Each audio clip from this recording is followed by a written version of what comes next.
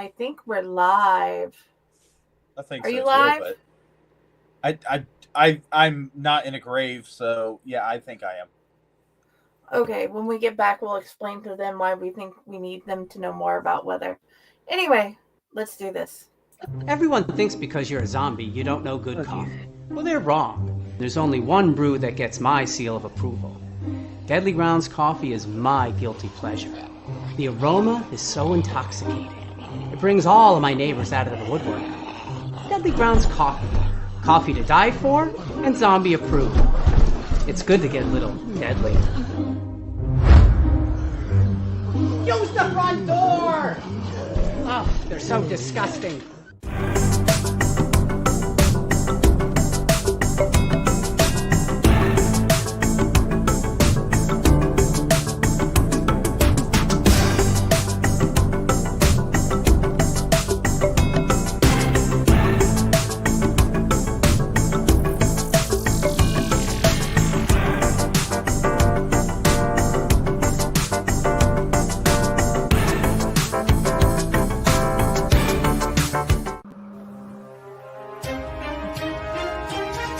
The Dorkening and all affiliated shows are not intended for anyone under the age of 18.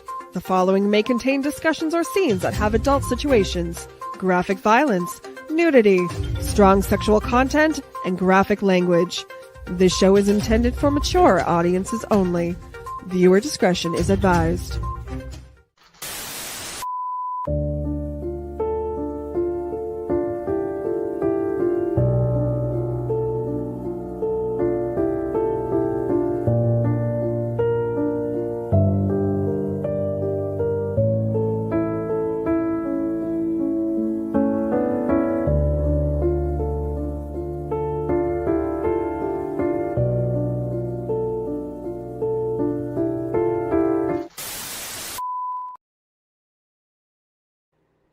Hello, hello, hello, hello, my garden walkers. Welcome back to another episode of Corpse Garden Chronicles.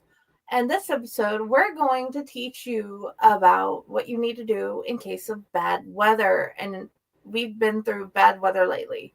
Tornadoes, bad rainstorms, droughts, all types of stuff. Now, Pyle, let's set up like a couple of things before we get going. You have recently went through weather training with Skywarn. Why? What do you do for them to be willing to let you join and teach? So it's really simple with Skywarn. What they do is they want the public to go into these classes and be able to take these classes. So when weather does happen, because it's not if, it's a when.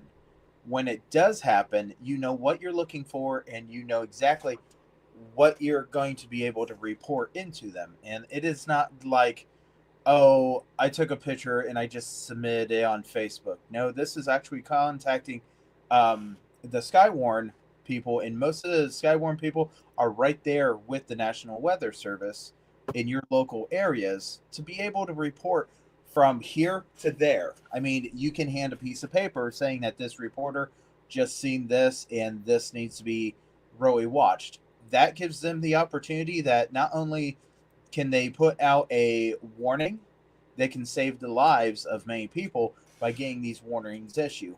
I mean, technology is great. We love technology.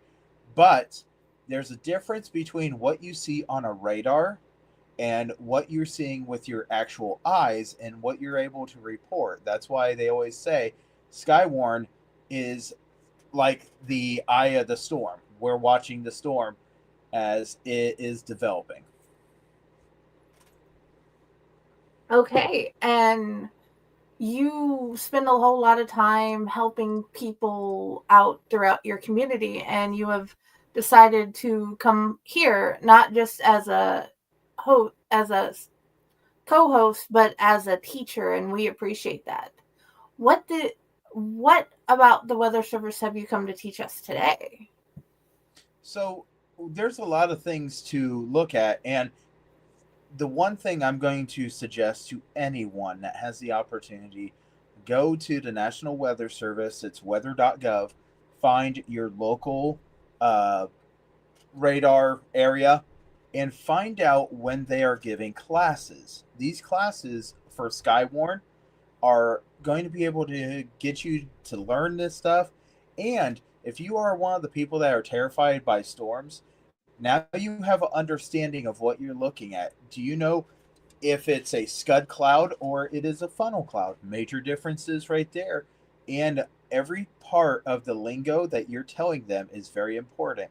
Like, never, ever, ever report into them saying that I have marble size hail. The problem is, if you used to be one of the kids that played with marbles, you know what size marbles are just kind of vary from marble to marble. So we actually use different things like dime size. Everybody knows the dime size. Everybody knows a quarter size, $half size, up to a grapefruit. And when we say grapefruit, I mean it is 4 inches. And yeah, I can honestly attest to that. Recently, everybody generally with an understanding of balls understand what a softball size is. And we've recently had softball size hail here. And that's like this big, which is why measurements are very important. What is we ugh, I'm trying to figure out how to word this.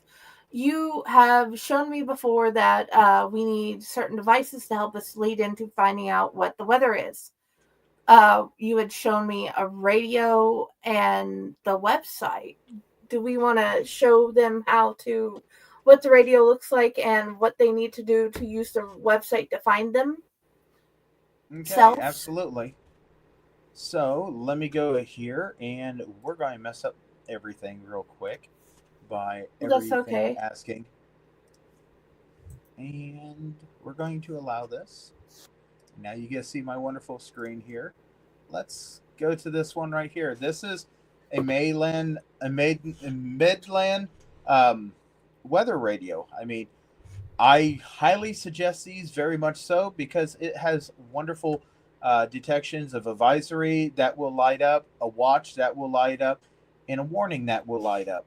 These radios can actually be programmed to your state, and as soon as you do your state, it will ask you what counties you want to know. You just go back through and you can set these to alarm you for anything that needs to be known here in this area, this county, this county, this county. The one thing that you need to really pay attention to when you're programming these radios, and I have one, I've had a couple different ones, and for years they operate just perfectly fine. Once in a while, just like technology, it does go bad. But this does plug into the wall, and it does have a spot where you can put batteries in because we also know that the power does go out. These Oh, run yes. off of a signal uh, that comes from the National Weather Service, and the towers that broadcast these do have backup generators. My local one is about less than 15 miles away, and that is one of the things. These weather radios, once you program them and you set all the settings, it will do a weekly test here in Ohio. It runs it around 10:30 to 11:30, just around, usually around 11 o'clock a.m. on Wednesday. It'll do a test. It'll say this is a test from the emergency disaster or the National Weather Service, broadcasting from Wilmington, Ohio, and that is my closest National Weather Service. Um, and it will say that this signal is originating from New Knoxville, which is where the tower is. So the National Weather Service is actually broadcasting it, but it is hitting the antenna, the tower that is at the New Knoxville Airport. That way, it can broadcast and give the warning, and that's a lot closer to me, 15 miles, versus over 50 miles away. These radios are wonderful, and they even tell you that you can have a properly working radio, but if you're too close to the tower, it might not be as good of a signal. And that's just because of radio waves. Okay. Let's use Jasper as our bounce off point to show them how they would peruse the site and find themselves. So, this is the National Weather Service, weather.gov, and it is really, really super awesome. In Wilmington, Ohio, they will send up 2 weather balloons. These weather balloons will give you a pretty good idea. I know that you are down in this area here, so all you got to do is find your area anywhere around here. Yes, we have these wonderful states here. And FYI, this is not an island, even though I really thought it was an island for years and years and then come to realize it's actually attached to Canada. But let's go down here with you. You should be right in here. I could be totally wrong a little bit, but here it is. Jasper. That is covered in this area here. And the way that you operate everything is this actually comes out of Lake Charles, Louisiana. This is the National Weather Service out of Lake Charles, Louisiana.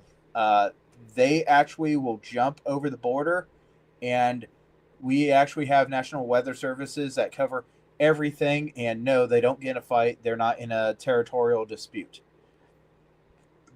The National Weather Service absolutely wants to take care of everybody as much as possible.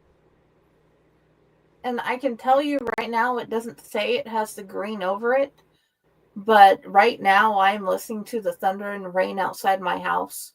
So you can see in that green area where the storm is, and it's close to my area. But we're close enough to the outskirts that it doesn't completely cover us. Mm-hmm.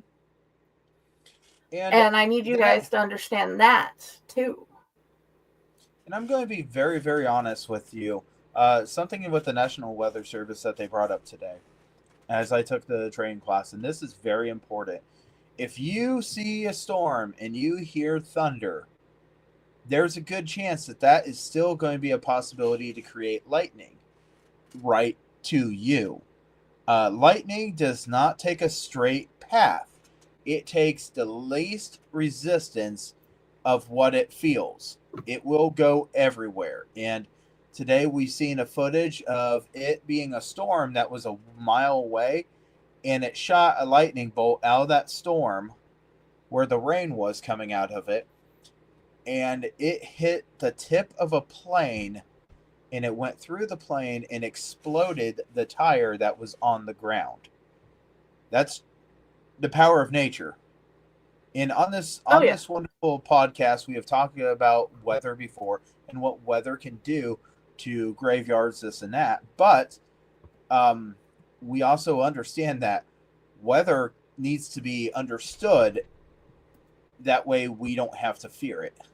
If you go through here and you scroll in, you will be able to see areas that are a little more, oh, look, I know that area. Oh, look, them are highways.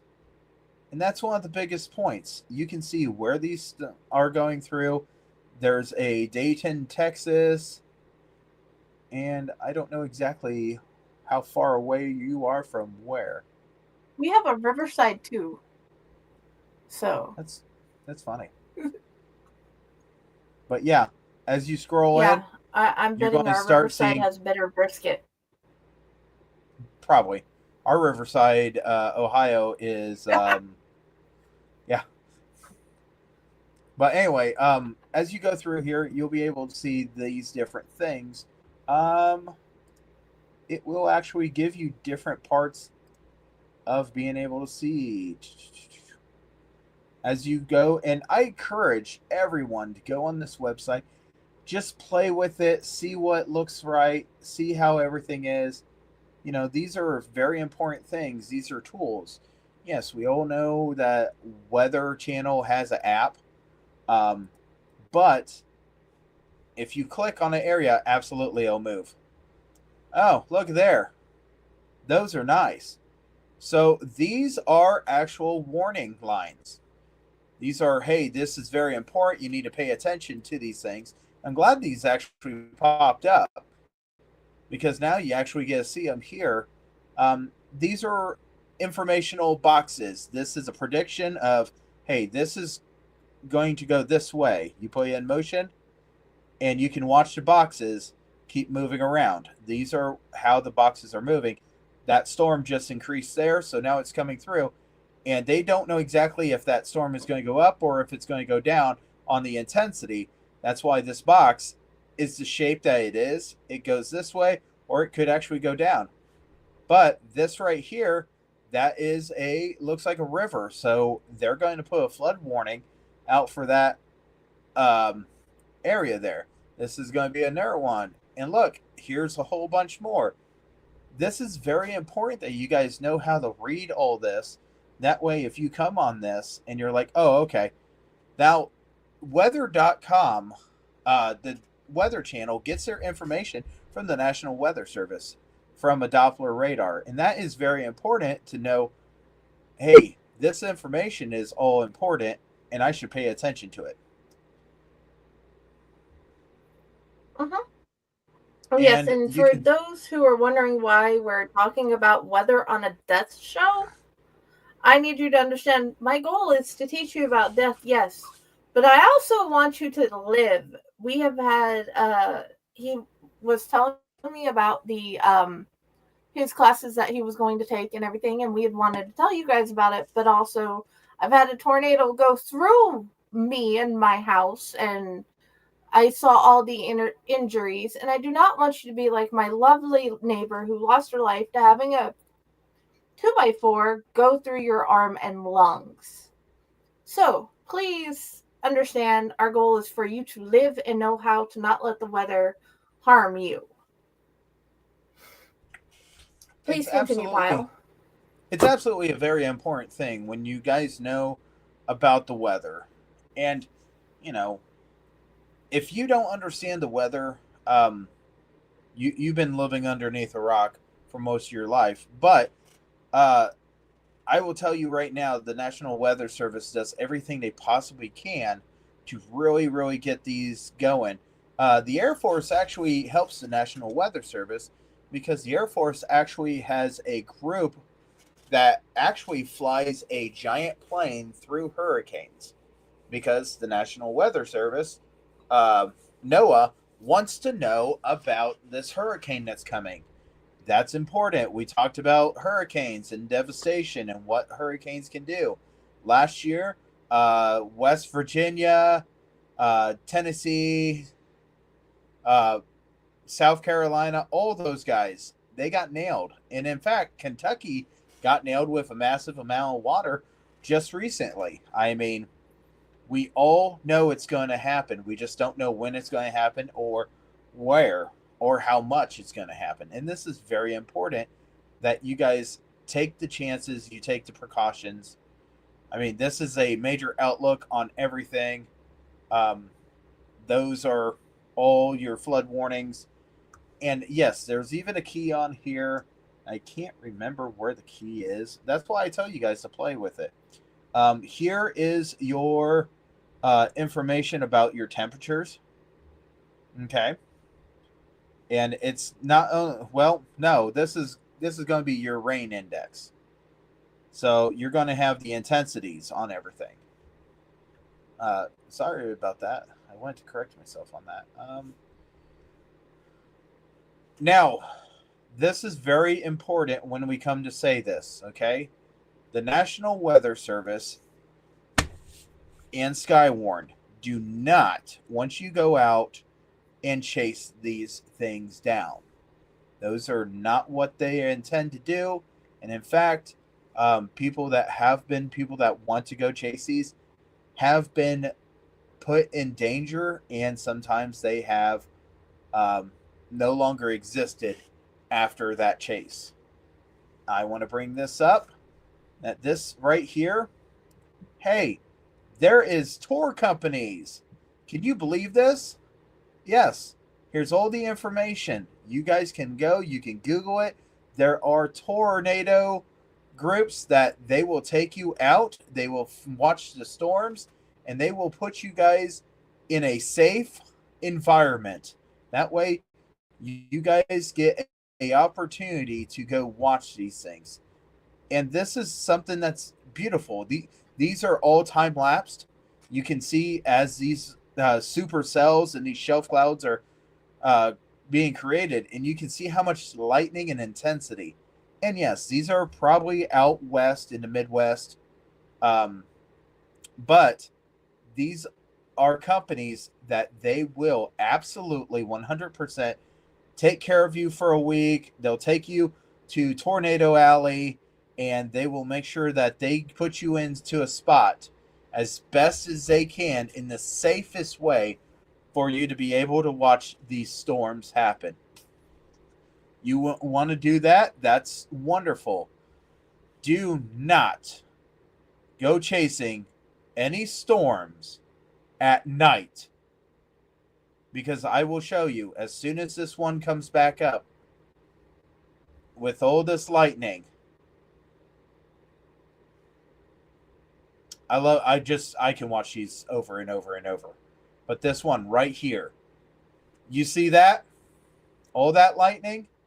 If it is dark there, where are you going to see that tornado? You're not going to see it until that lightning flashes. And that is one of the main things. If you watch it when that lightning is flashing, that's cool. But you can't see until that next bolt hits that ground to figure out where that thing is. That becomes a big safety hazard. And it's just not safe. No. But Yes. I don't know if you had something else to say. I have plenty to say, but so keep telling us. So a couple of things that you guys need to pay attention to is all around the United States we have weather that comes in, and when it comes in, it arranges anywhere from blizzards to snow squalls and hail coming down. And when you go and you get some little hail, that's not a problem. It's when you get a major amount of hail that covers the road that makes accidents happen, or a snow squall that comes through and it blinds you where you can't even see what's in front of you. And then next thing you know, you think you see a brake light until you hit the car. These are all things that are very important for you guys to pay attention to. And this is all the stuff that we've talked about in Skywarn storm spotting classes tonight or today. And you know what? The people that do this, they work with the National Weather Service, and they are people from the National Weather Service. So they've seen this stuff. They will talk to you about your area, what your weather is coming. Now, I don't have a class for wildfires. The reason I don't have a class for wildfires is usually here in Ohio, we don't get wildfires. Okay? But what should you do? You should evacuate. But one of the things that you should also pay attention to is, where did I put my car? If people are trying to get down a street and you abandon your vehicle, it's a horrible and terrible thing. Sometimes you can't help it. But emergency crews have to get through to be able to take care of that fire. Every fire is different. Every tornado is different. Everything that you have weather-wise is different. There is no textbook storm. And if there's a textbook storm, that might be the only one you have, because that was the storm that the textbook was written off of.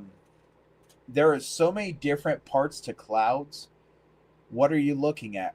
In this training, they will teach you the difference between a multi-cell, a single cell, a shelf cloud, a wall cloud, shelf cloud. There's a shelf clouds and wall clouds, if you don't know what you're looking for, man, they look almost exactly the same.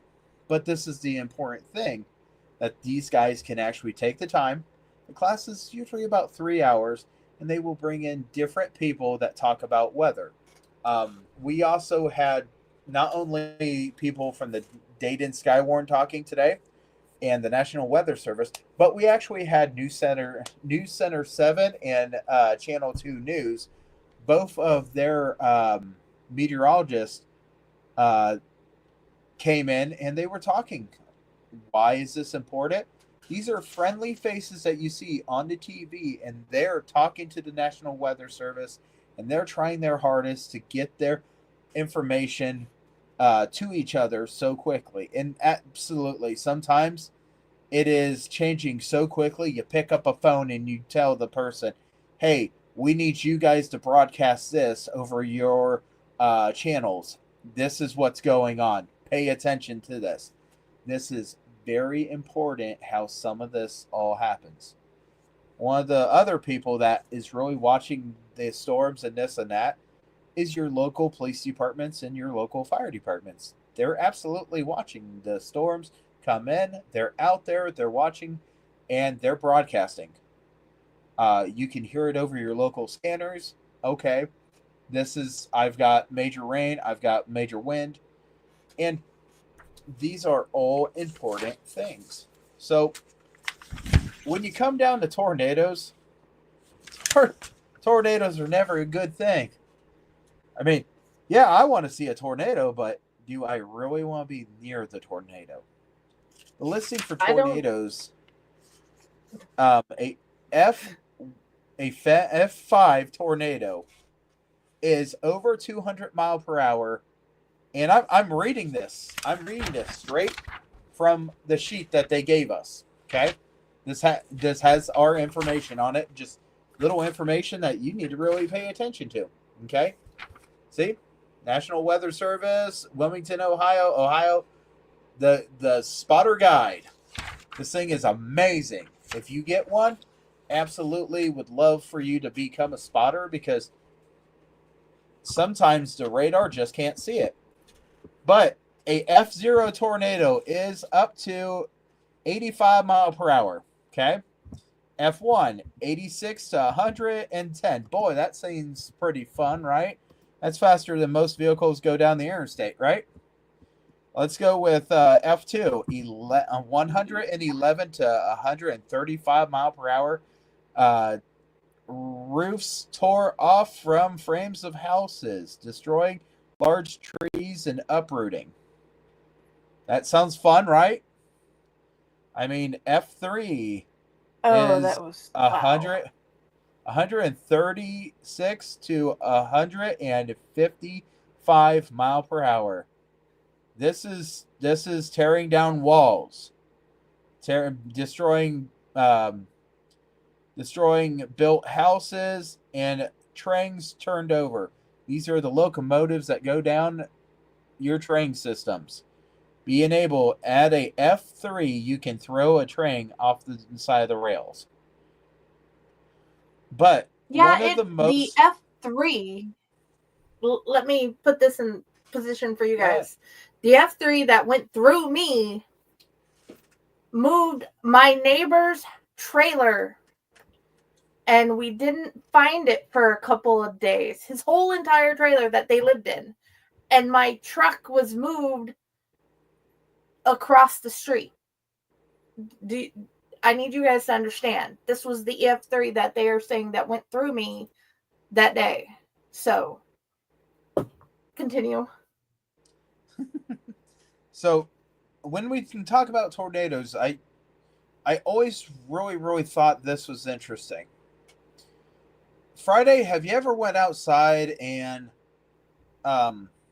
looked at the little concrete blocks, the parking blocks?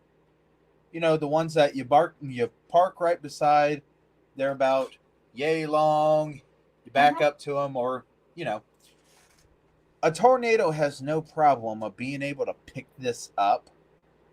And I was like, hey, you know, me and a couple of guys, we can do that. But a tornado is doing this with air. It is forcing air underneath that thing so it will pick it up and it throws it like a kid's toy, a kid with a tantrum. Um, one of my favorite cartoon characters said it best. I'm happier than a tornado through a trailer park. This is absolutely F3 hit our area last year, not too far away from us in Indian Lake. F3 was on the ground for, I think they said over 30 miles. And it was destroying houses. Trailer parks were destroyed. Trees were gone. That's a lot of damage. Not only did it do that, it also went into the water and it sucked water up. They were finding fish everywhere. There was a cow that was missing, and they found the cow that belonged to a farmer miles away. The cow was not good, but they found it miles away. These are important factors to really think about this. Okay. Now going back to that suction. Friday, have you ever went outside and pulled grass? Mm-hmm. Okay. When you pull grass, you're just pulling the leaves up. You know that, right? I've gotten roots. A tornado has enough force to force air underneath and grab a giant amount of sod like it is a fruit smoothie, and it just rips this up and throws it around, and you have nothing but about a couple inches of dirt that has been removed along with that sod. Now, that's a little more than what we can do unless we have a backhoe, right? Yeah.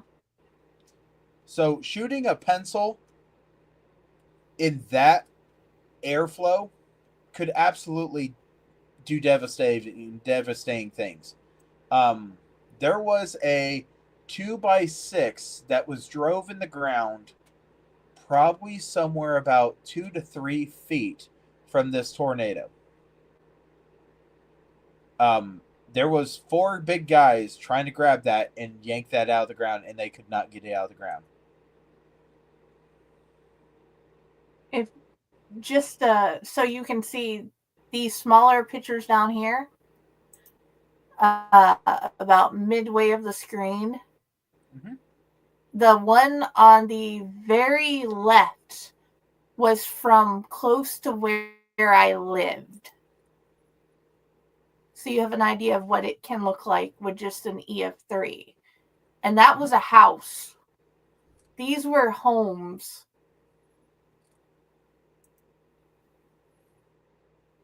Now, what she just pulled up was very important because when you're looking at a tornado, the tornado just doesn't touch down and it stays at this wind speed. Yeah, they'll measure everything through this and that, and they'll say, okay, it's a F3. But the damage can vary from F1, F2, F3, F2, back and forth, back and forth, back and forth, based on the storm. Now, with storms, you also have a major amount of water. And when the water drops, you actually have a thing called straight line wind. Take water and pour it out of a cup. It goes, and if you pour it in grass, the grass will actually move away from that, and that's because it's air displacement. When this happens, you can get so much wind speed off of that it can rip a roof off or whatever, and it's straight line winds. It's damaging trees, it's doing this, it's doing that. You can get some major speeds off of that. Everybody goes running and says it's a tornado. It's not a tornado.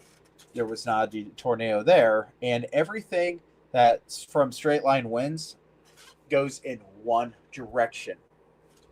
Now, no matter what happens, whenever you go ahead and you file a report of something like this happening, the National Weather Service has to come out. They have to look at things. They have to evaluate everything, really put in the the footprints here and figure out, okay, is this actually what we're looking at? Is this something important? Or is this straight line winds, or what is this? They will do their stuff. They will take photos, and they will give you the information. Now, let me also say, if you've got 20 photos of a tornado and a couple videos of it destroying your house, you know it's a tornado. If this is all going on and you're like looking at it, can you judge what kind of tornado it was? Probably not. That's why they will come out the next couple of days and give you the information. Okay, well, we did our information. It is now confirmed. It is a F3. It's a F2. It's a F1. What I will say is, do not judge a tornado by its design. Here in Ohio, we have something called a rope tornado. A rope tornado is a tornado that is thin, slender, and it goes from the cloud down to the ground. Now, is that a F1? Is it F0? Is it F2? Is it F3? We don't know. Because just because it's thin and it looks like a piece of rope does not mean that that tornado is not dangerous, or it could be any one of those. Now, if it's a massively 1 mile thick tornado, you know that thing's doing some serious damage. Is it super, super strong? Maybe. It probably is. Or it could be just doing what it does. Let me break in here and say, we looked up as it went over us. I didn't think about judging what size it was or what was it doing. I'm like, are we going to be able to stay in our bathroom with the roof being lifted off the building? That was the question. You don't.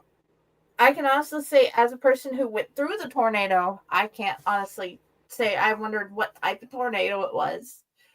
And I want you to be thinking not what type. I want you to be thinking, okay, this is the safest place. In the bathtub. What did you say? Not under a bridge? Yeah, don't go underneath a bridge. They're coming to find out that that's starting to be a really bad idea. Tornadoes can tear bridges apart. Who knew, right? So I'm going to be right honest here. If you are a person that's in the path of a tornado, seek shelter.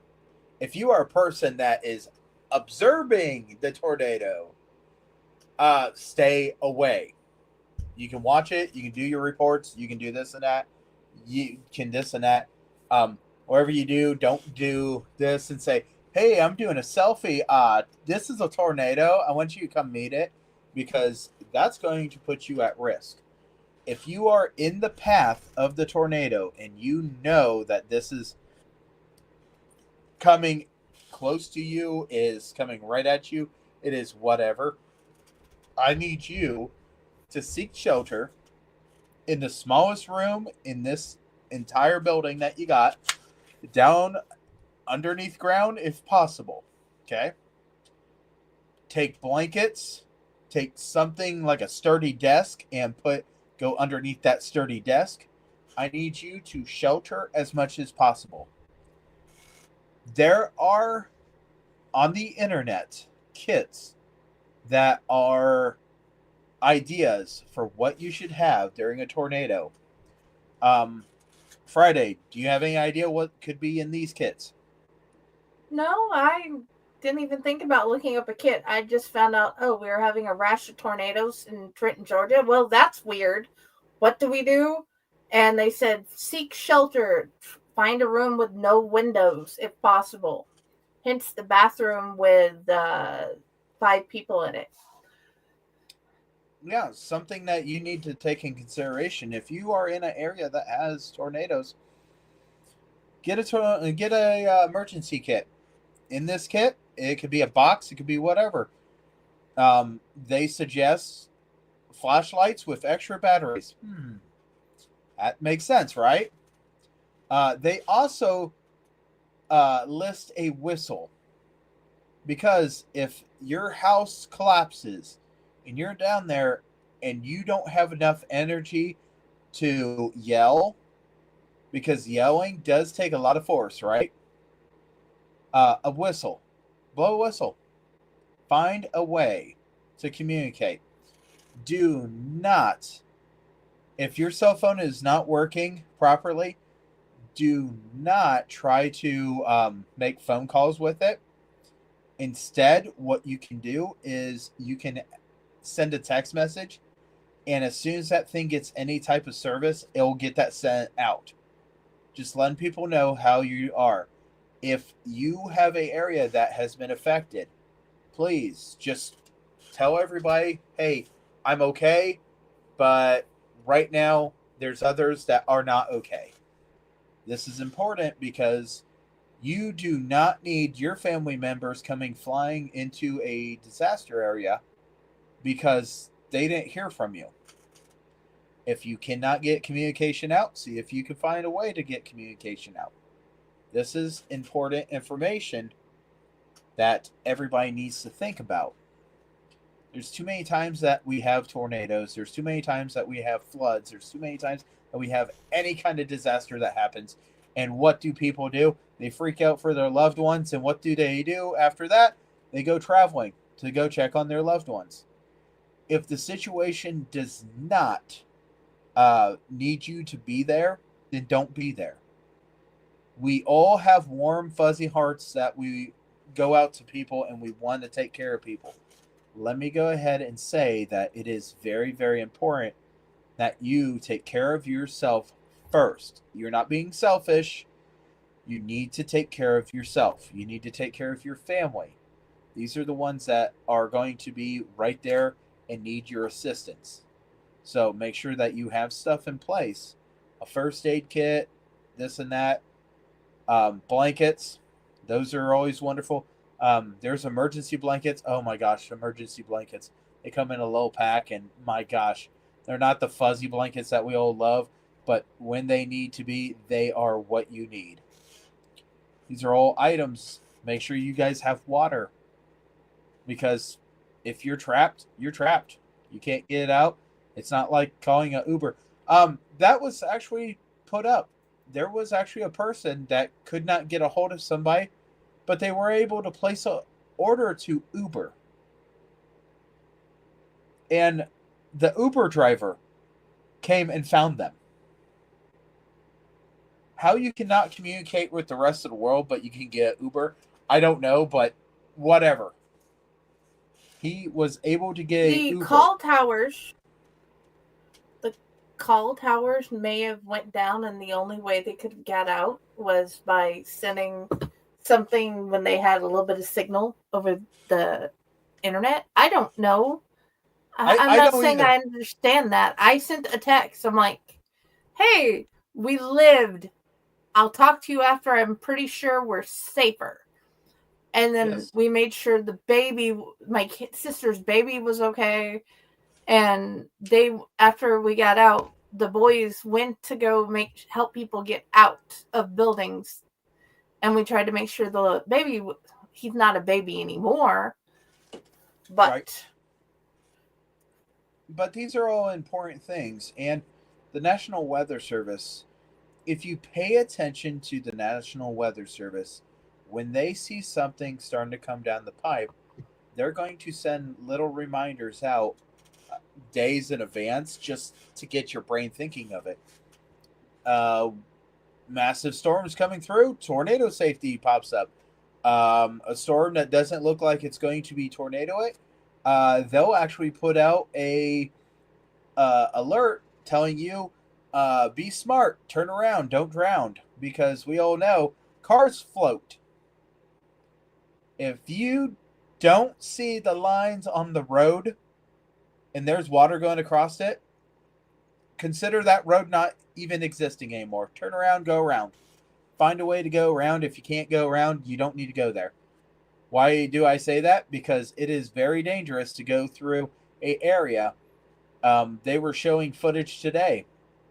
Cars were driving through high water, and he thought he was going to make it, and then all of a sudden, it picked his car up and off the road.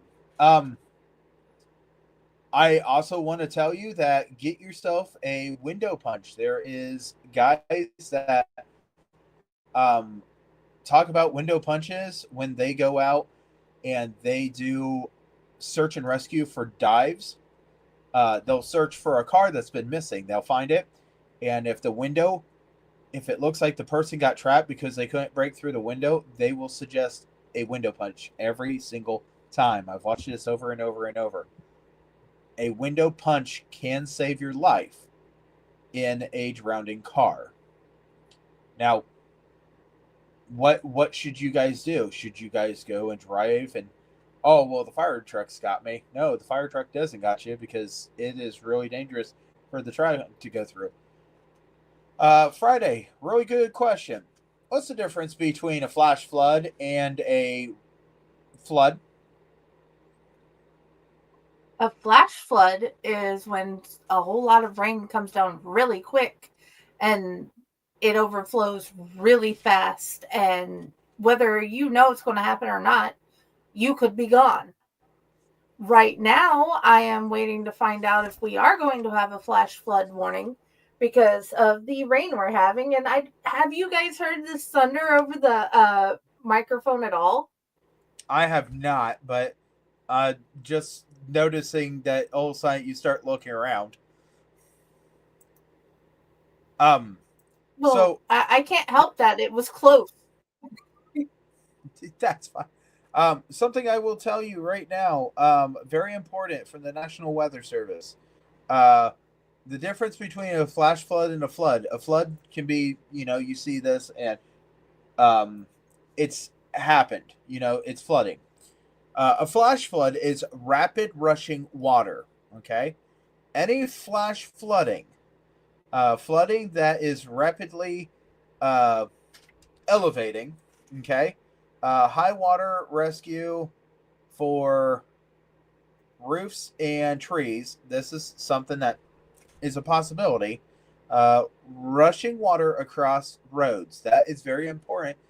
Now, I want you to really think of that when you do weather and you're going across the road and you see the lines on the road. If you come up to water and you can see water going across and it's rapidly going across and you can't see them lines, do not try that because it might have washed that away. Flash floods have a tendency of taking trees and putting them into bridges, and that could damage the integrity of that bridge. That is very important. This is all stuff that they want you guys to report, and you can go. And if you have a weather radio, you've heard that thing say, "This is a national. This is a severe thunderstorm warning for," and it'll say whatever areas, and at the end it'll say that you can do your reporting to this right here, but you can do so when safely. It wants you to report this stuff, but it does not want you to report it. I'm in great danger. It is wanting you to report it when you can do so safely. That means get your report in the next 24 hours. They'll take that report and they'll take it and they'll put it on a report system. That is very important here. I mean, anything that you want to go out and find the National Weather Service, you can find a weather spotter training course and they will teach you what you're looking for, and it is very important because your area is going to be different than mine. I could tell you everything that's on mine. Oh, yeah. And seeing as I didn't even know this existed until today, I am learning right along with you guys, but I have had experiences in weather, obviously. So I'm trying to add that as I go so you can see a layman trying to learn as we go, but also show. But also this helps him with the different things he helps out with his community. to already have to learn these things as they have the classes, because Weil loves his community and helps them out in every way he can.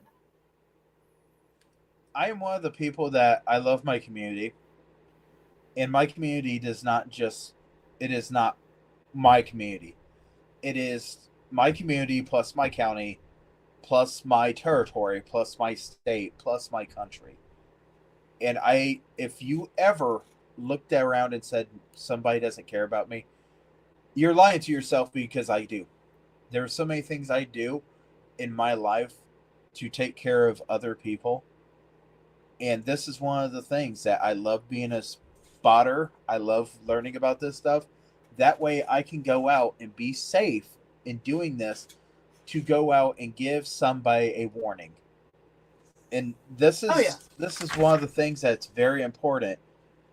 They want to know anything that is pea size, 25 inch, or not 25 inches, 0.25 of an inch of hail.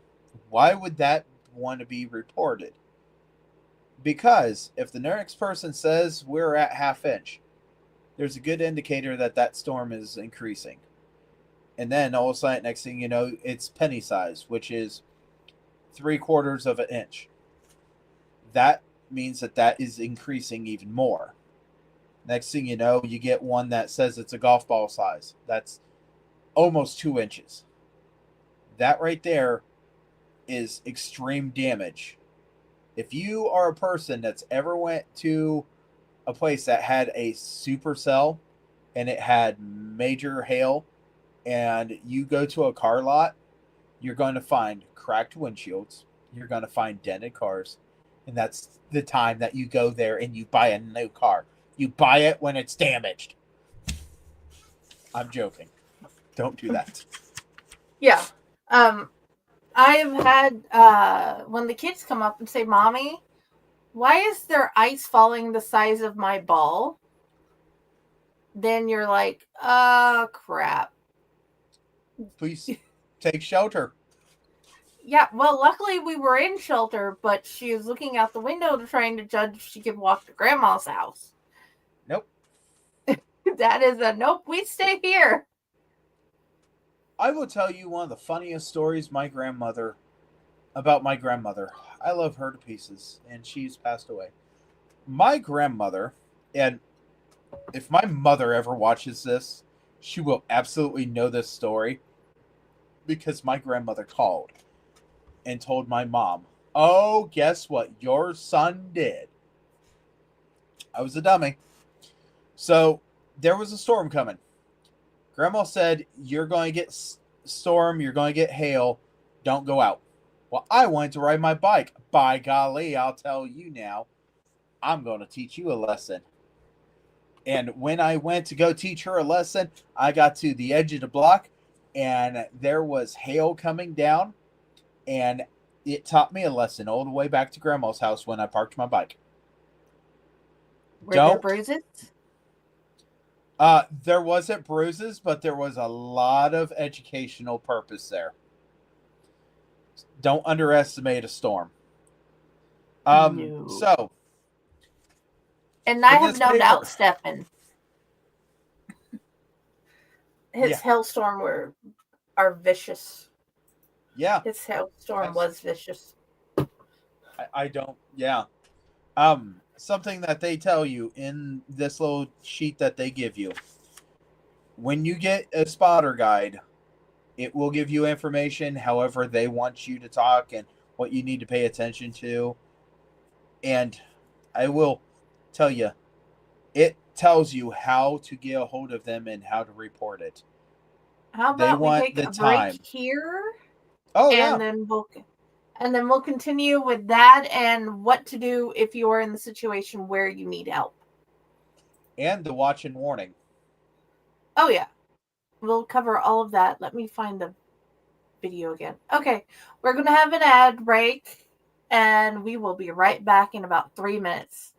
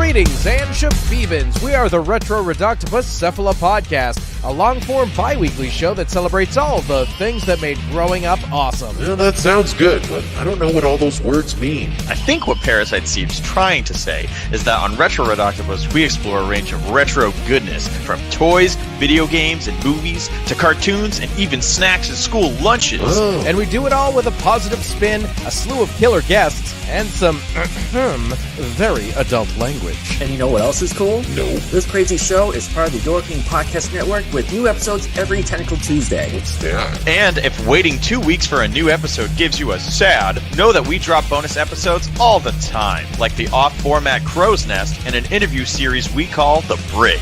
You can listen to Retro Octopus on Apple Podcasts, Spotify, Stitcher, or any app that's cool enough to carry the only show that celebrates all the things that make growing up awesome.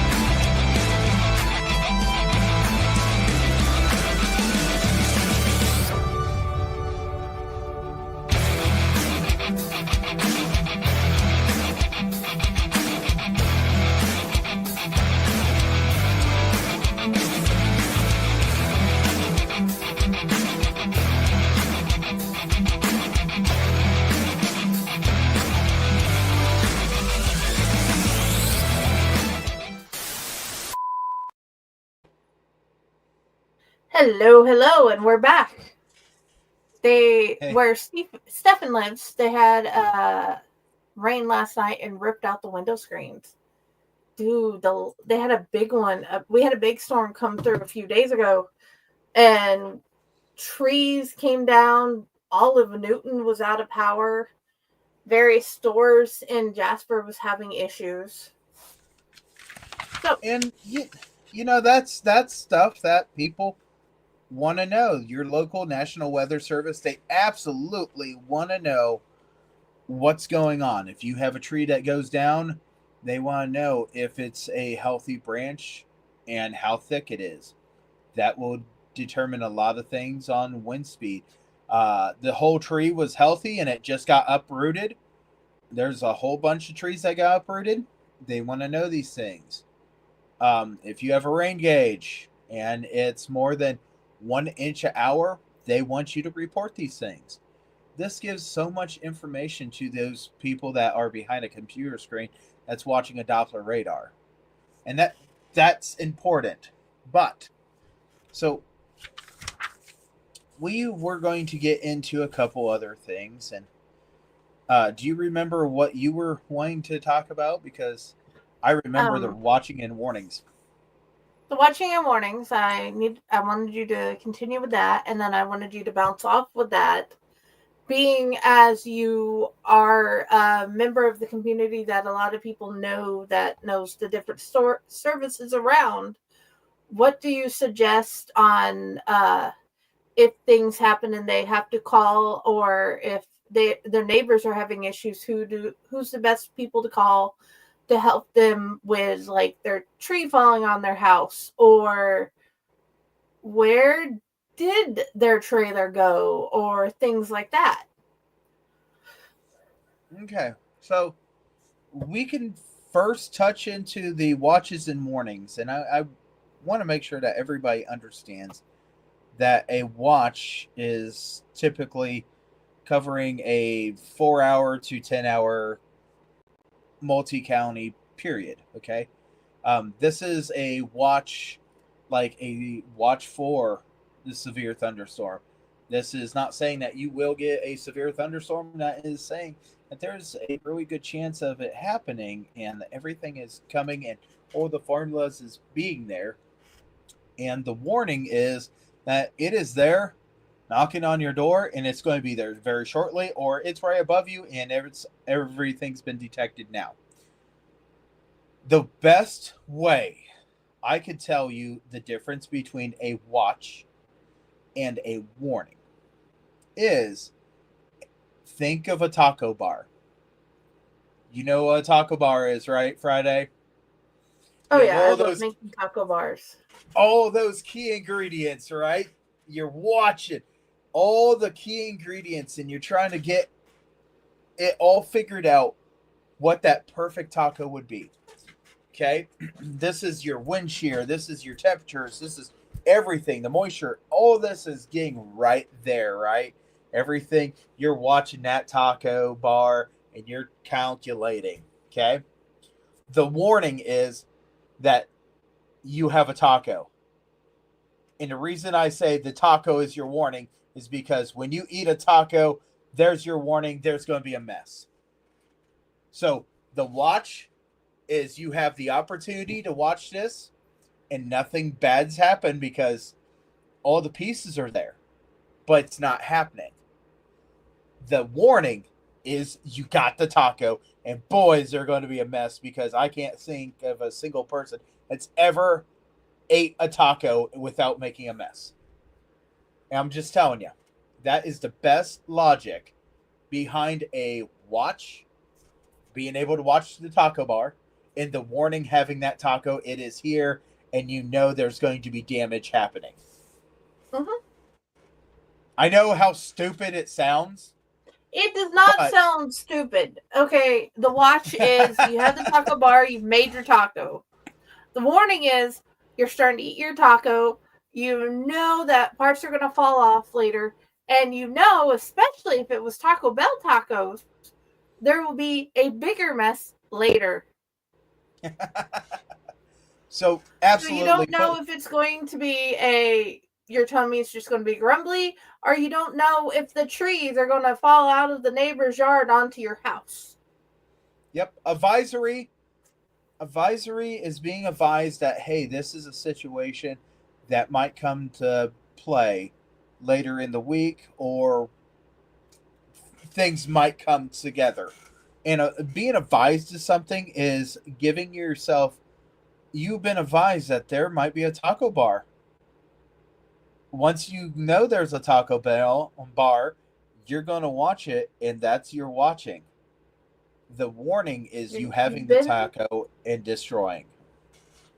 You've been advised that this is going to happen. So, like snowstorms, we make sure we have all the stuff. We make sure our lamps are charged or we have batteries for them. We make sure we know we have candles in case those go out. If you have like a wood stove, you know you have the rakes of wood near the house ready to go. All stacked up, ready to go. As a kid, we didn't have central heating. We had a wood stove and kerosene stoves when needed. You know that it's going to happen. The watch, you know there's a possibility that it's going to happen. You know you're probably going to be there and you're probably going to get the taco. The warning, okay, it's going to be there soon. You have the tacos on your plate. You are sitting in your seat. You're about to make major damage on your plate of tacos. Well, the bottom just let out and I can hear it on my tin roof. Let me go and see what you got, because I'm kind of curious now. Oh, it's not as bad as I was saying. I'm just saying it's been raining off and on, and then the thunder went through, and it was like, oh, that was close. I didn't hear anything fall, so I know we're not really in trouble like before. When it came down on, we had to have the parts of the roof replaced. Right. Oh crap! I need to replug this in. So this is your area.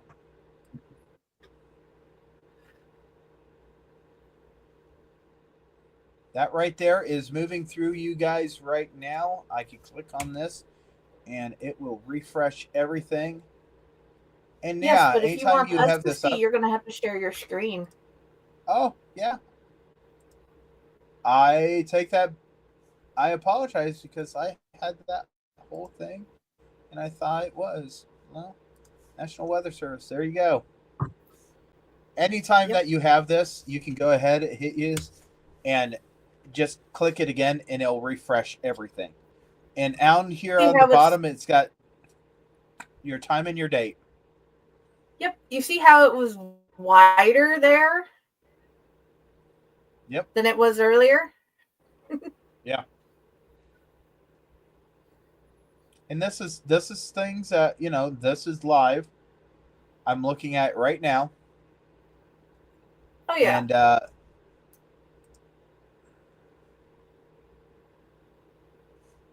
like that right there is what we were watching. Go back into it and just start clicking on it, and that's where it's running right now. And this down here is my time, not her time. Her time is 1 hour behind. We are 9:14 here. He is 10:14 there. So please. Oh, by the way, guys, remember to turn your clocks forward an hour.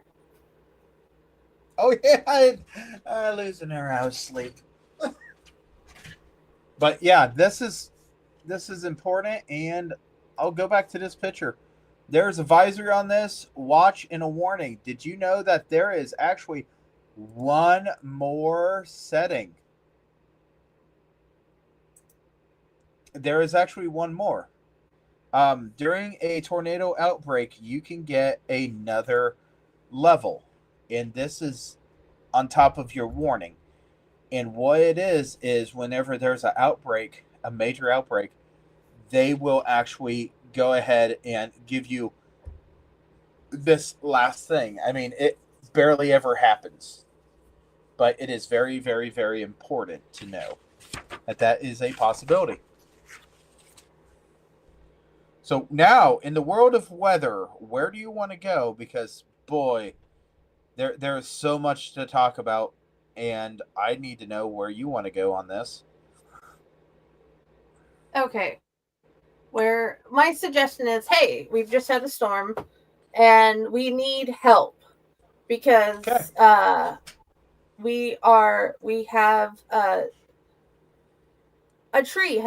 I'm gonna give you a thing that's actually happened in our family. A tree has went through the roof, and we have family members in under the tree. What do we do? Okay, first off, if you have any type of injury, entrapment, or medical condition, you need to be able to access 911. That's the first thing that you need to do. Give 911 a advise and say, hey, this is what's going on. I need help.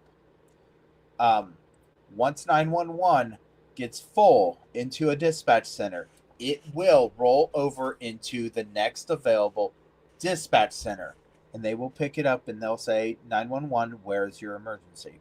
It's not what's your emergency, it's where. Hollywood puts what. In actuality, it is where's your emergency. They need to know where you are and what's going on. If they know where you are, it gives a whole bunch of information. They can track you. What's that? So you can, if they have the ability to tap into your phone, they can. But otherwise, you give them your address, your exact address. Yep. Mine would be a little bit different. I would say the original name and the name it is now, because for some odd reason, my street has two names in the emergency. We are one name. I'm not going to say it on here because I don't want people who aren't you to come find me. I have family and kids here. We don't need that. But if you were, like I said, you have my exact address, you can find me, Todd. But I would say both. Hey, I'm at this, but also it's known as this. I don't know which one will help you better. But a tree has went through my house, and I have family members under it. So from there, you've called in. What do you do? The most horrible thing you have to do, you sit and wait. This is the most painful thing that you got to do, is you got to sit and wait for the help to come. If there is entrapment, you get pushed up. If there is not entrapment, then yeah. If you have a tree on your house, okay? There is no power lines involved or anybody's injured. You do not have to call 911. But you do need to pay attention to any changes. Okay? It just shifted. Then you need to go ahead and make sure that everybody is evacuated, because that can be a possible entrapment. Or it is shifted. I have gas in the house. Okay? Now there's a problem. There are emergency numbers that you can get a hold of tree companies, and they will be more than happy to come out and cut your stuff off. Okay? Most times, neighbors will come up and go, "Are you going to use that firewood?" And they will come collect your trees. The one thing I will say is everybody's got to pay attention to safety. That is the key factor. If you have an entrapment, you talk to the person and you tell them, everything step by step. And tell them, try talking to them and keeping their head going, because being entrapped into anything brings nothing but, am I going to get out of this? This is where I tell you guys have a pack, emergency pack or something like that. Make sure you put water in it. Because what are you going to do? You're going to talk. You're going to think about stuff. You're going to get thirsty. Make sure that you can get water. There was an entrapment in a tornado that happened last year. He was trapped. He knew he couldn't get out. People knew he was there. He was just waiting for the equipment to be able to get to him. And he was safe. And he flat out said, "I am safe. I'm down here. I'm stuck." And they said, "What can we do?" And he said, "Get the equipment to get this stuff off of me so I can get out. It is not pinning me. My life is not in danger. Everything is settled. Nothing is moving." He had people around him constantly talking to him. And then he said, "You know what? I want a cheeseburger. I want water, and I want a Pete and cheeseburger." And they said, "Okay." And they got him. They could get to his hand, but they could not get him out. So they were able to get stuff to him and keep him going. And that's what he did the entire time until the equipment got to him. He just sat down there. "What are you going to do?" He made a comment. He's like, "Hopefully he gets here before it gets super dark, because I already went one night being down here and it was pretty dark, and I had some lights down here, but my lights are gone. This is flashlights. Keep batteries. Keep batteries in baggies. Have you ever thought of that? Keep your flashlight and your batteries in baggies. What happens in a storm? Water comes up. That is why ours are in a watertight plastic container. There you go. Water you can get with a plastic container in under. There you go. It's in a wooden container and under in the plastic container. There you go. So it's safe as possible, but it's still available. Yep. But they finally were able to get him out. Tree on your house. If it's non-emergency, it fell. Just be able to call somebody. Usually there's a emergency number, and they'll come. Or if you're not the only person that had a tree on your house or trees are down, they're coming anyway. Just let them go and get the tree off. If you have a power line that's down because the tree fell on it, that's a 911. If you have any kind of gas leak because the tree took out the side of your house and it took out your gas meter, that's a 911. Try your hardest to get out of the situation, because the less emergency assistance you have to take up, the more people that need it can take it up. And do not call 911 because you stubbed your toe during this emergency. Your toe's going to be fine. No. So these don't call, but yeah. These are important things that you need to absolutely think of. And me being a person that deals with emergencies, I will tell you now, it is okay for you to have the understanding that, yes, other people need more help than you do, but at some point, you're going to need help too. Don't turn away the help. You can look at them and say, I know I need help, but other ones need it more than I do. Come back to me. It is okay to say, please come back. Check on me later. Because there was a woman that absolutely would give away her food boxes. And we at no point knew that her house was missing half a roof. That becomes unlivable.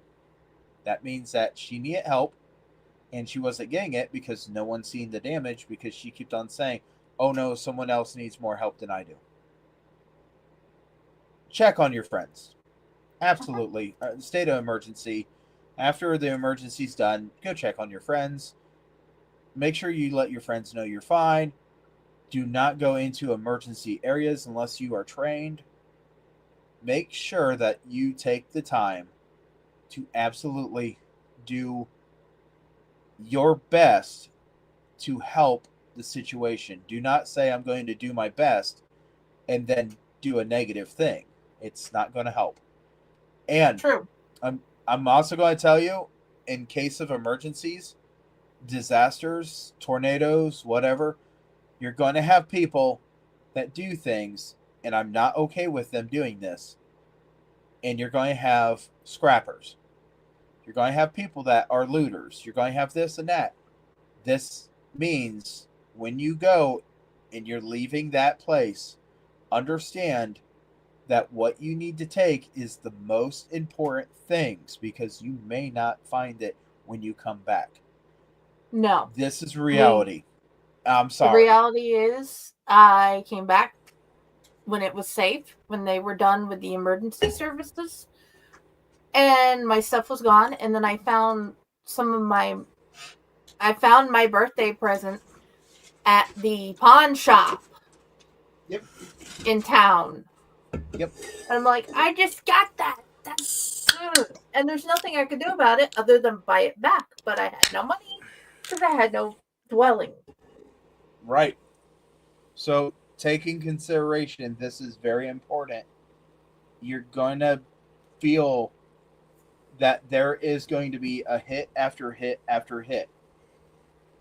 And I'm not going to tell you how to feel. I'm not.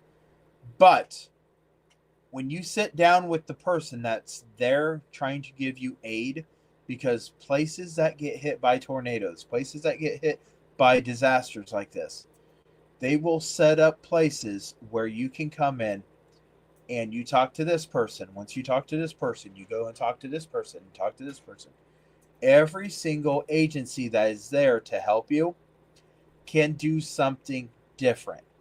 And it is very important that you understand that. And a very important thing for everyone to understand is they do not need you to look at them and say, I'm okay. No. There's boxes of tissues in every single one of those offices. We know you're not okay. We know that there's an entire situation. We know what you just went through. We understand that you had a house that is falling apart because the tornado hit it. And now all your weaponry and all your awards, all your jewelry, your wedding rings, everything is missing. Because Mother Nature decided she was just going to go off the rail that day. Yeah. But there are agencies out there to help you. Please talk to the agencies, and I will let you know right now. If you lose your identification, the weirdest thing is that you're going to sit down with a county BMV or Department of Transportation, Department of Driving, whatever it is in your state. Mine's a BMV. And I want you to know that the BMV will get you your driver's license back. They will print you out a new one. But the thing is, they've got to figure out where they're going to send it because you're not where you are. There are mental health people, there are first aid people, there are everything. Do not say I'm okay, because it's okay not to be okay. You come in with an injury, somebody's going to notice your injury, and they're going to want to find somebody to treat your injury. These are things that will happen. If you do not take the help, you may end up in the grave. I'm just saying. We want you to live a wonderful, happy, long life, as great as possible, quality of life. Things happen. But when it comes down to Mother Nature, she don't care. And you got to know what's going to come at you. And on this show, we've talked about disasters that have taken out cemeteries. But we've needed to make sure that you understand that this show also needs you to understand that there are ways to prepare yourself and understand where you can get the help. In this training, I will tell you that the Red Cross was there. I will tell you that firefighters were there. I will tell you that people from hospitals were there. I could tell you that the Salvation Army's Emergency Disaster Service was there. I can tell you that many, many, many people were there. So, me saying this, I want you all to know that these people know this stuff will happen. They want to see what they're looking at. They want to understand, because there are many people that watch these storms, want to get the warning out, and then they switch their shirts from Skywarn into the fire department uniforms, the police department uniforms, the EDS from the Salvation Army uniforms, the Red Cross Disaster Services uniforms, and they go to work. So anything from a flash flood taking out massive areas to tornadoes destroying things to fires. I know it's hard, but being a weather spotter gives you an idea that you know what you're looking for and you know what you're looking at. That way you can give the warning, and it gives you the training. That way you can think about what might happen, and you're going to have people that pop up left and right. You're going to have questions. If they don't have the answer, they can find somebody that has the answer. So is there any other questions that you might have? Because I'll tell you, it's a wonderful show.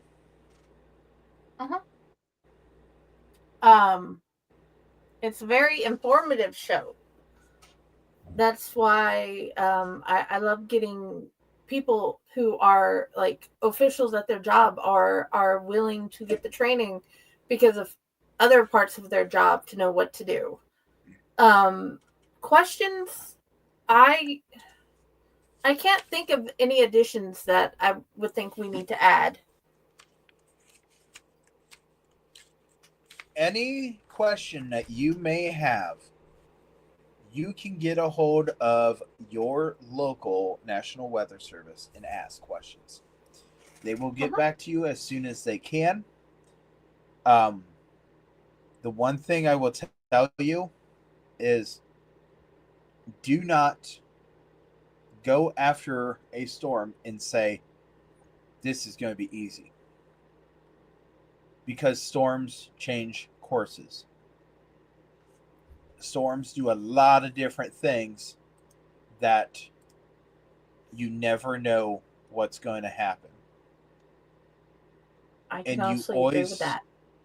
You always want to be in the safest spot, and away from the storm is the safest spot.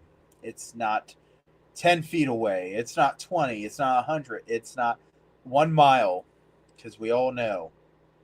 And like I said, you guys like storm chasing. You want to do this. You want to watch these things.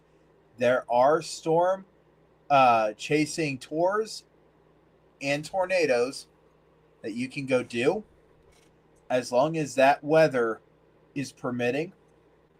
And it's just a waiting game. It really is.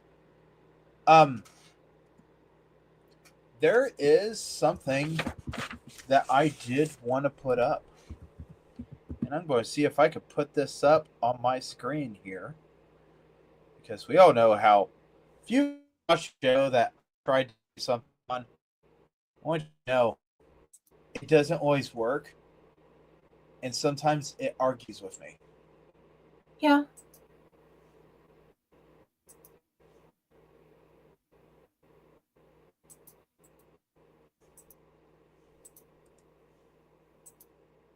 Okay, so she says that I should be able to do it. So let me go through here and see if I can add this thing really quick. Because if I can add this thing really quick. Well, actually, you got her in there. Hold on here. What? Aha! So this right here was something that was brought up. Okay? Yes. Well, last year in my area, man, this is some rough numbers here. Last year in my area, the National Weather Service put out tornadoes. Okay? In Ohio, the new record of tornadoes is 74 tornadoes in 1 year. That is not a good trend. What's worse is it looks scary. To go with this trend even worse. This was put up, and Miami Valley, where I live in the Miami Valley of Shelby County, or I live in Shelby County, Ohio. It's part of the Miami Valley. This valley had 25 tornadoes out of that 74. That is not a good number. Now, February, we had tornadoes. I think we had 2 or 3 in the state of Ohio. I will go with this picture here. This right here, this is Andy. Andy is from the National Weather Service. Andy is a wonderful person. Andy will tell you anything. Andy is not afraid of a question, and Andy needs a microphone. Absolutely the most soft-spoken guy to give a class. If that microphone's not close enough, everybody goes, huh? Andy is a wonderful person. Andy also does not just only weather spotter class, he also does another class that's called Advanced Weather Spotters.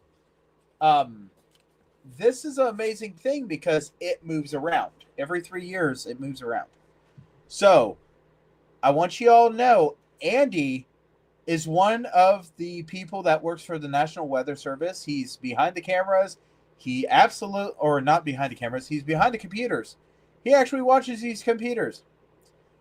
This man has to spend his day watching.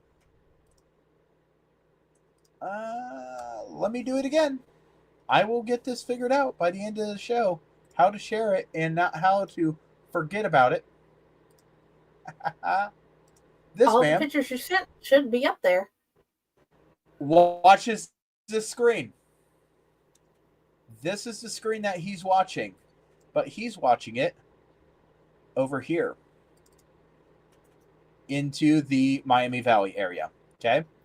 What this screen is telling me right now, absolutely nothing, because we ain't doing nothing, which is nice. One of these days, this radar is absolutely going to tell us a whole bunch of stuff that I just don't want to deal with, because, yeah, it's going to happen. It's going to go through so many different things.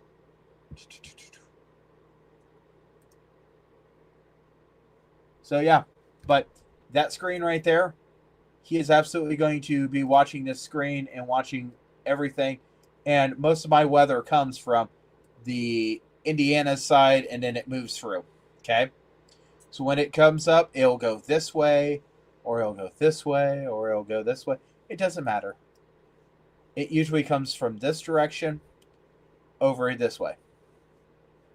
That man right there sits and watches that stuff. He's very important. Now, this guy is from the national, or he is from Skywarn. He is an amateur radio operator. You like radios? You like talking CBs? You like talking this and that? You can make it a little better. You can join up with these guys, and they actually have a call sign for the Miami Valley. These guys will talk to radios. They sit like less than 12 feet away from Andy's desk. They go, and when there's a storm coming in, this guy will sit right beside Andy, and he will listen to all the information and hand Andy paperwork and all the reports. This next one here. Oh, there we go. That's a better picture. That last picture is not a fantastic photo of him. This is Nick. Nick is from WHIO News Center 7. He is one of the weather people on there. This guy will get information from Andy, and he will put it on national, and he'll put it on the TV to go ahead and say, okay, this is a report that we're getting from the National Weather Service. A weather spotter has seen a increase of this, and this is coming across our area. These three guys. So basically, it goes, a report comes in to this gentleman through amateur radio, and it goes to Andy. Okay? Or Andy picks up the phone, and it's one of the weather spotters. Andy gets the report. Andy can give the information to Nick. Nick can get it through WHIO. And there was another lady there from Channel 2. This right here are the three people that have the opportunity to being in the spotlight enough to take your reports and get it out to be safe. These are important people behind the shows that you don't see. You get to see Nick, but your report goes into Skywarn, then it goes into National Weather Service, then it goes into your media. So if there's ever a bad storm and these guys are breaking in, pay attention. I know you're watching Big Brother, Big Sister and the grand finales right now, but do not call the network and gripe that you are not one of the people that's in the direct path of this weather. So why are you not being able to watch Big Brother, Big Sister? You should be proud that these people are there. Even if they're breaking in, I'm sorry to tell you, it's important that these guys get that information out. And the reason I say this is because that had happened in Miami County.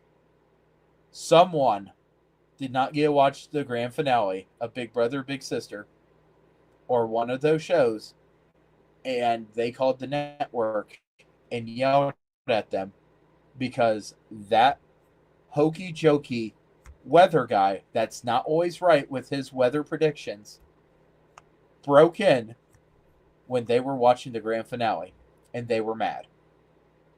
We're talking about saving lives. Sorry for the inconvenience.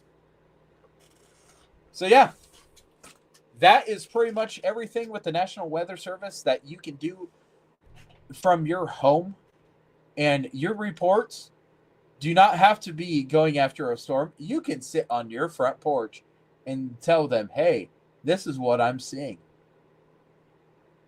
So, if you got any more questions, maybe I have answers, but I absolutely want to thank, if this podcast ever gets out and Andy sees it, I want you to know I personally thank you for doing what you do, going in work every single day. And we might have a total of 3 National Weather Service people in there at one time, but when there is bad weather and the storms, there is like 10 people that go in that office. It's not the biggest office. And let me also point out, when it comes down to tornadoes, you should be in the smallest room possible, right? The National one Weather without Service, windows. the National Weather Service is not that building. Nope. And Find a room without windows, or the one. If I remember correctly, they had told me go to the room in the middle, or the one without windows, like your bathroom, if possible, where there is less debris that can come in and hurt you. yeah, National Service in Wilmington, Ohio, might not be exactly like everything else, but I will tell you right now, we seen pictures of that place, and they have made sure that everybody knows that this place is not the best idea for a tornado. You know, you do National Weather Service, you would think of tornado safety, right? This building is not the tornado safety place. And Timmy the Twister has tried to take that building out 3 times. He's just a little off every time. So, absolutely, no matter where you are, you're going to have weather. Whether you want it or whether you don't, it is going to give, and it's going to say hello to you.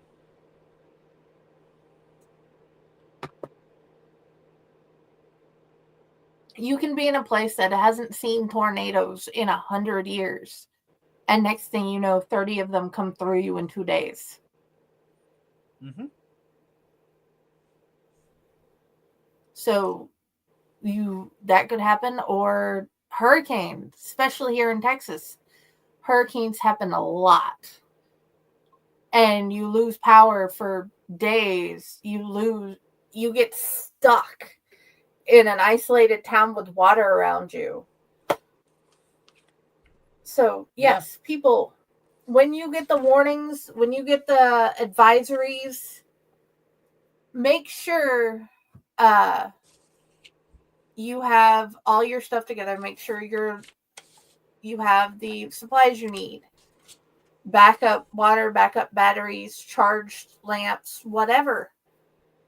So there's usually a list in your area, depending on what type of area you're in, whether or not you should leave and go to a friend's house or a family member's house ahead of time if there's a possibility of bad flooding. We have a place here in Texas where if you don't leave before the rain starts, there's a possibility you're going to be stuck there with whatever supplies you have and no way out for days. So, yeah. I think that's all I have to add. I'm going to add one more thing. Let me pull this up. I got to pull this up here. I want to show you guys when it comes down to National Weather Service. Just give me 1 second here. My computer says no, I don't want to go there. I am not Let's rushing move you this far. whatsoever. Oh, I know,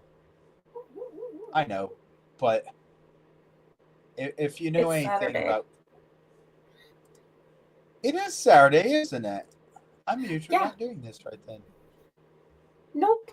I was surprised you wanted to do a show on Saturday with me, and I'm like, okay. I can't remember what the show was about, but let's do the show. Hence the question. It's something that's near and dear to me. Okay. So I'm going to pull up. This is from Google, National Weather Service. Right here. Let me share my screen because I'm getting better at this. Or I'm getting worse at it. I don't know.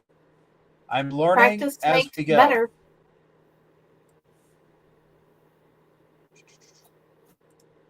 So, here's the National Inception. Weather Service.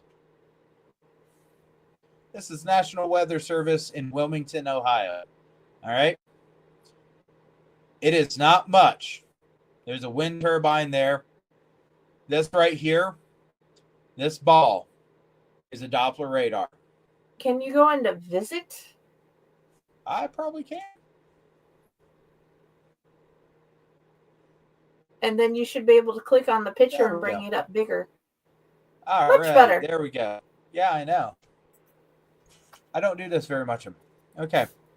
So let me go ahead and tell you right now, okay? This is National Weather Service in Wilmington, Ohio. I'm very proud that this is the one that reports and watches me. Why is weather spotting so important? Okay? See this ball here? This wonderful ball? This is a Doppler radar. And this Doppler radar, not too long ago, in the last 10 years, got a upgrade. It's got a dual pulse. This dual pulse can go vertical and horizontal when that pulse shoots. So when it shoots out, it can shoot and it can tell you if it is a snowflake or a bird. I know, major difference sizes, right? But it can also tell you if someone hit a softball that high. The reason that Doppler radars are so awesome is because it can shoot, and it shoots into a pulse. This pulse will shoot and hit an item and come back. For you to get your information and your data, and I hate to tell you, I'm sorry, I'm not a flat earth person. I'm still around one because Doppler radars have this problem. If that Doppler radar is shooting a pulse, and it is on top of that, it is exactly where it is. The farther that pulse goes out, the less of a signal it will come back, but the higher in the atmosphere it's going to shoot. Okay? Now, this is why we are so important. That radar can't see ground. It doesn't hit the ground. It never sees the ground. It doesn't know what's going on. Unless there's a mountain, it doesn't see it. All right? That is absolutely very important, right? Uh-huh. That building, look.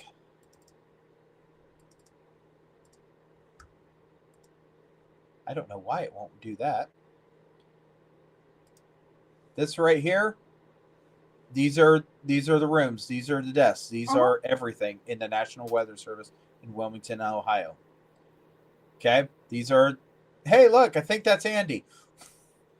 Anyway, this is what they see, those radars.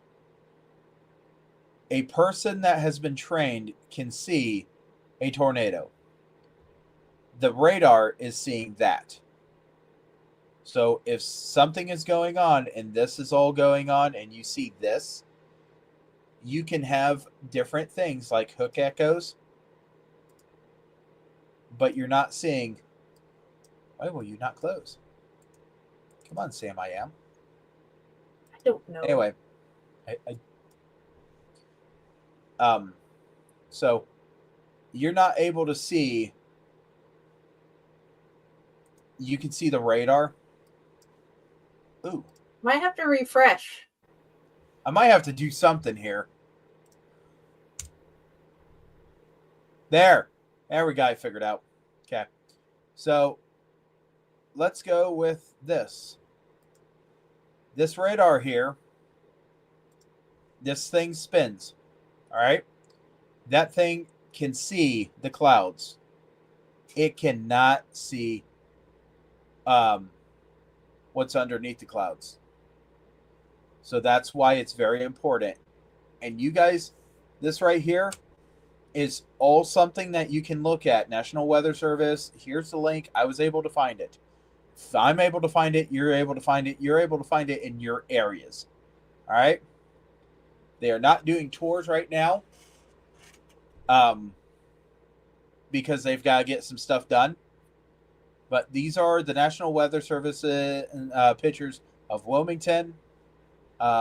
This is the radar, the Doppler. And there's just other things.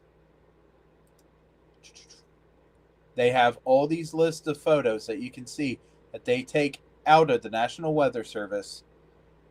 And this is a beautiful picture. That is not a dangerous cloud. It ain't.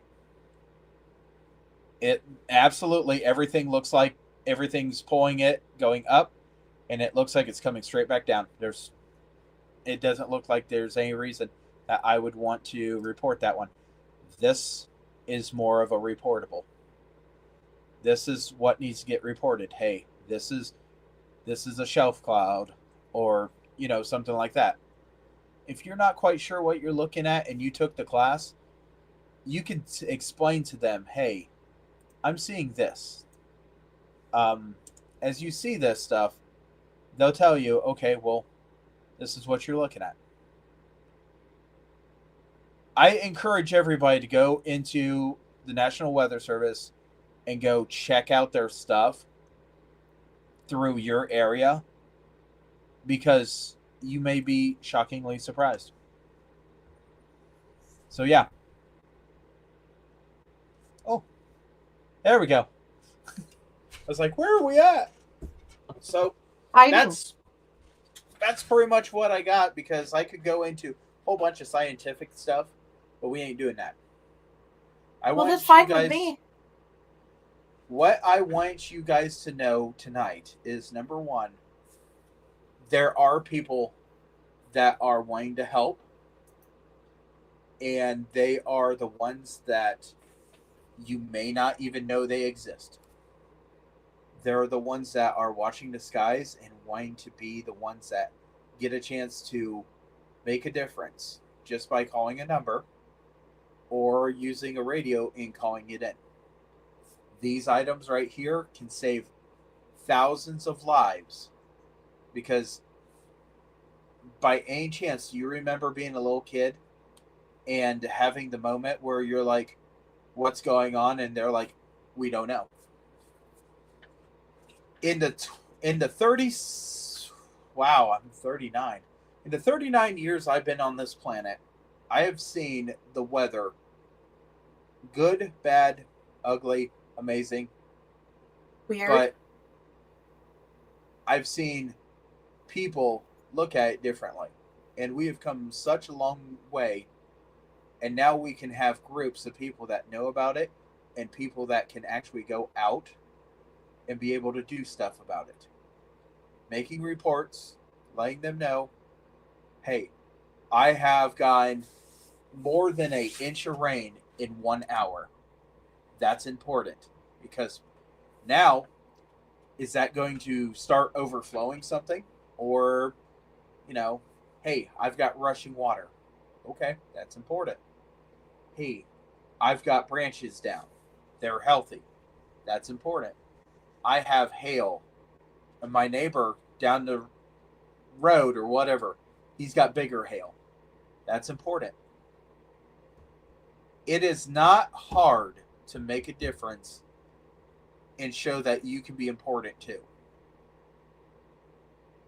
we all know that there's going to be an opportunity that we're not here no more. But in the time that we are here, take an opportunity, take a little knowledge, take a class, and see what you can do to make the next um, few minutes, few moments, or whatever a difference for someone else that needs help. And making a report, doing something with Skywarn, that's important. Otherwise, take care of your family, take care of your friends, and make sure that you know what you can do when weather's staring back at you.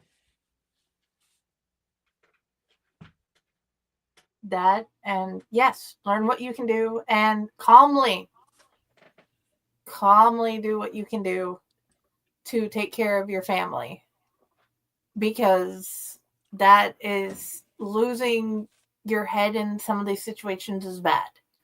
You have to learn the steps, remember the steps, and get through it. So, yeah, please remember, yes, we are a show about death and horror stories, but at the end of the day, we don't want you to die. We want you to be prepared. We want you to be prepared for what can kill you, like the tornado coming down the street, or it's a bad thunderstorm and something falls in your house.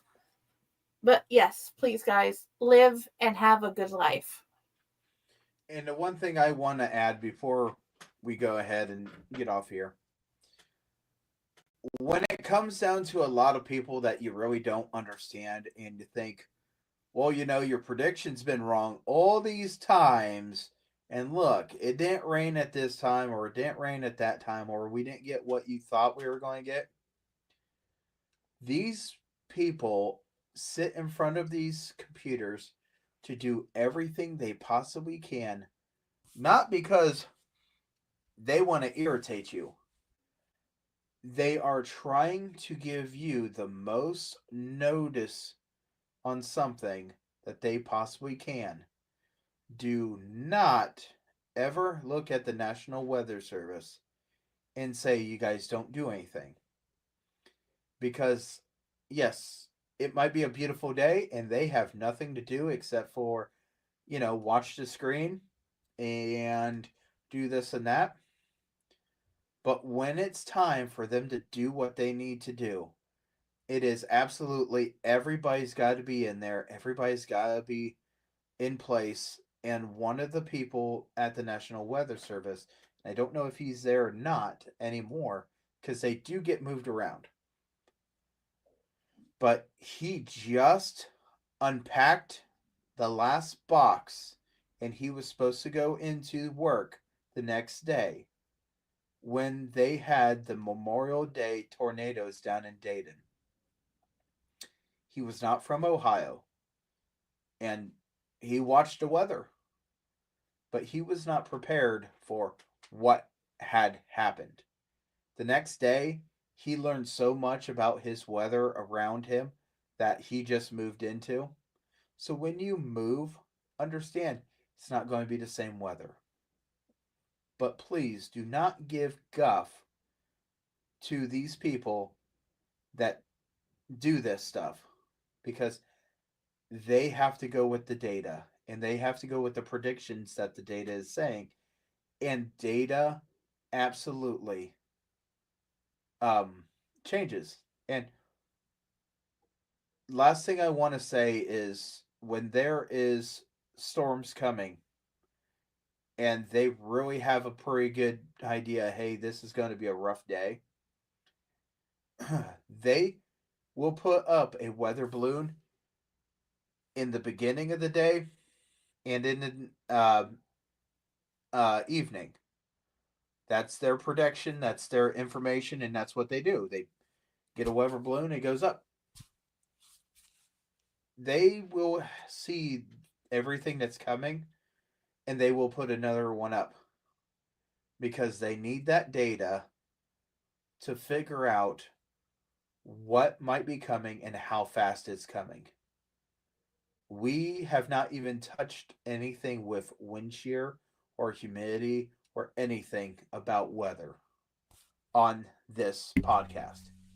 So know that there is formulas out there that just absolutely will make your mind go crazy. But you really need to take in consideration of your safety and thank those that sit in that office. And I'm pretty sure there's not too many windows at all. Even if there is a windows, there's just not much. And that place is manned 24 hours a day, 7 days a week, 365 or 66 years or days in a year. There's not a time that that place does not.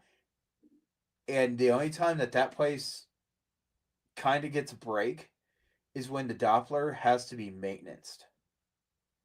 So, and even if ours goes down, there's a lot of Dopplers around.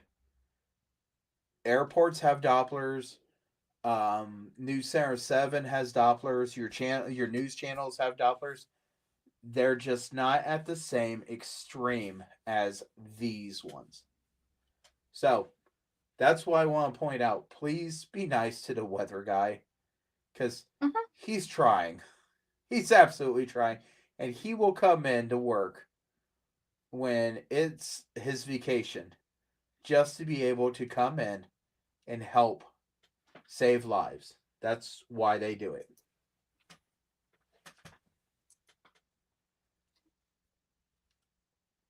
Yes. Okay. Well, where do you want people to find you? You can find me here on the Allight Network in many different shows where I share some of the craziest things that are stuck in my brain. You can also find me on Facebook.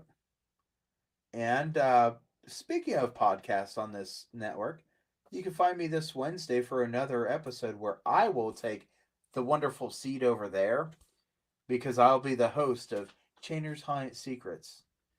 And we might have our guests and we might not. And if we don't, we're going to talk about Transworld all the way through. If we have our guest, hey, cool. Because the guest that we have, he's supposed to be coming on and he's from Maine. So I haven't done a haunted house in Maine yet. At some point, we need to get a coloring sheet and just start coloring in states that we've had and then try to get haunts from all over we are trying to get haunts from all over the country. Okay. You can find me here on the Allight Network on Fakor, on Corpse Garden Chronicles, the page and group, Friday with Library in the Blue Box. And if you would like to read what we have, Jennifer Elliott. I say we because we are going to be in the Onward Adventures duology anthologies that are coming out next month.